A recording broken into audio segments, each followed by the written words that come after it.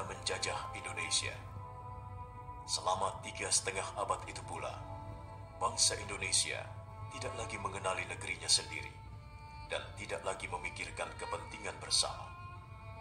Belanda telah berhasil memecah belah persatuan, mencerai-berai bangsa Indonesia ke dalam kelompok-kelompok kecil yang lemah. Tidak diperbolehkan kita berkumpul dan bersatu. Tak ada kesempatan untuk berunding, memahami keadaan bangsa.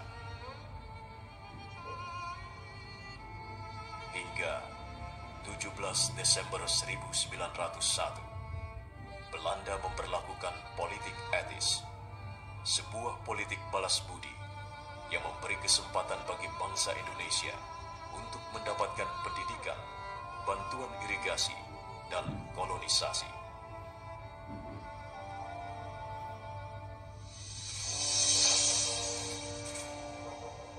Dan Belanda tak pernah menyangka bahwa kebijakan politiknya itu justru menjadi tonggak awal kebangkitan bangsa Indonesia untuk bersatu melawannya. Pada masa itu, untuk keperluan pendidikan, pemerintah Hindia Belanda bahkan mendirikan gedung-gedung sekolah.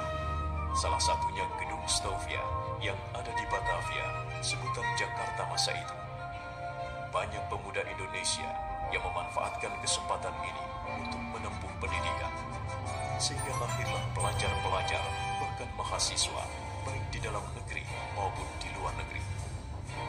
Banyaknya pemuda Indonesia yang mendapatkan pola pendidikan barat justru membuka pikiran mereka akan kemerdekaan. Di Stovia, di sekolah milik pemerintah Hindia Belanda, Sutomo Gunawan Mangunkusumo, Gumbrek, Saleh, dan Suleman, para mahasiswa Indonesia ini sering mengadakan diskusi-diskusi di perpustakaan. Disinilah mereka mulai memahami arti tanah air Indonesia. Buah dari pemikiran itu, Sutomo mendirikan sebuah organisasi pemuda bernama Budi Utomo pada 20 Mei 1908 yang kemudian diperingati sebagai Hari Kebangkitan Nasional.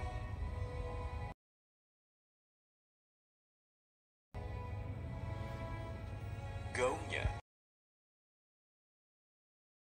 terdengar hingga ke seluruh tanah air dan menginspirasi lahirnya organisasi-organisasi dan partai baru seperti Sarekat Dagang Islam yang menjadi Sarekat Islam pimpinan Cokroaminoto, Partai Politik Indische Partai oleh R.M. Suwardi Suryaningrat atau Ki Hajar Dewantara, Cipto Mangunkusumo, dan Dawas Deger, Trikoro Darmo yang diprakarsai oleh Satiman Wiryo Sanjoyo yang kemudian berubah nama menjadi Yong Yava. Dari timur lahir Yong Ambon, kemudian Yong Celebes, Sekar Rukun, dan pemuda kaum Betawi.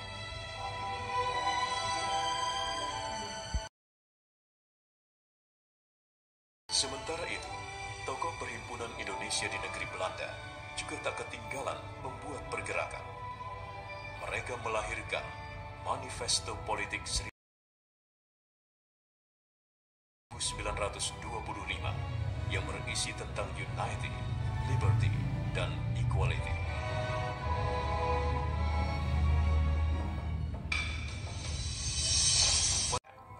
Belanda menjajah Indonesia.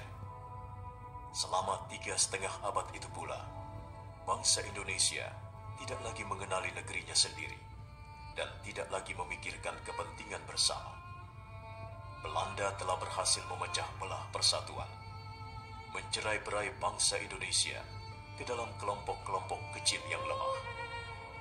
Tidak diperbolehkan kita berkumpul dan bersatu. Tak ada kesempatan untuk berunding, memahami keadaan bangsa. Hingga 17 Desember 1901, Belanda memperlakukan politik etis, sebuah politik balas budi yang memberi kesempatan bagi bangsa Indonesia untuk mendapatkan pendidikan, bantuan irigasi, dan kolonisasi.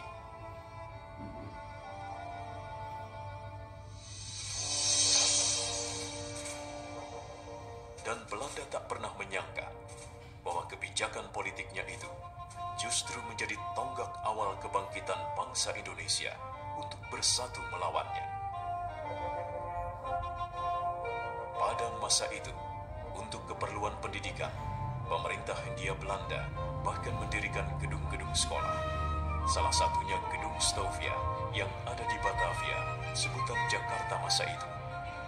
Banyak pemuda Indonesia yang memanfaatkan kesempatan ini untuk menempuh pendidikan, sehingga lahirlah pelajar-pelajar bahkan mahasiswa baik di dalam negeri maupun di luar negeri.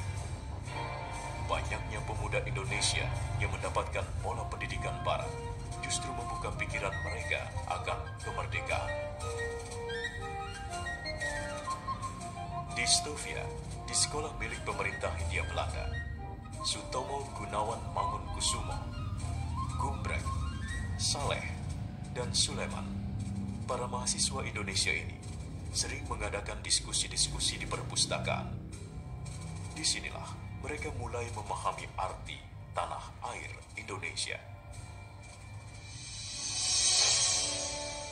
Buah dari pemikiran itu, Sutomo mendirikan sebuah organisasi pemuda bernama Budi Utomo pada 20 Mei 1908 yang kemudian diperingati sebagai Hari Kebangkitan Nasional.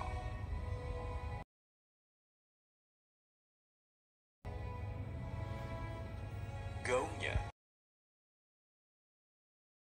terdengar hingga ke seluruh tanah air dan menginspirasi lahirnya organisasi-organisasi dan partai baru seperti Sarekat Dagang Islam yang menjadi Sarekat Islam pimpinan Cokroaminoto, Partai Politik Indische Partai oleh R.M. Suwardi Suryaningrat atau Ki Hajar Dewantara, Cipto Mangunkusumo, dan Dawas Deger. Tri Koro Darmo yang diprakarsai oleh Satiman Wiryo Sanjoyo yang kemudian berubah nama menjadi Yong Yaf. Dari timur lahir Yong Ambon, kemudian Yong Selebes, Sekar Rukun, dan pemuda kaum Betawi.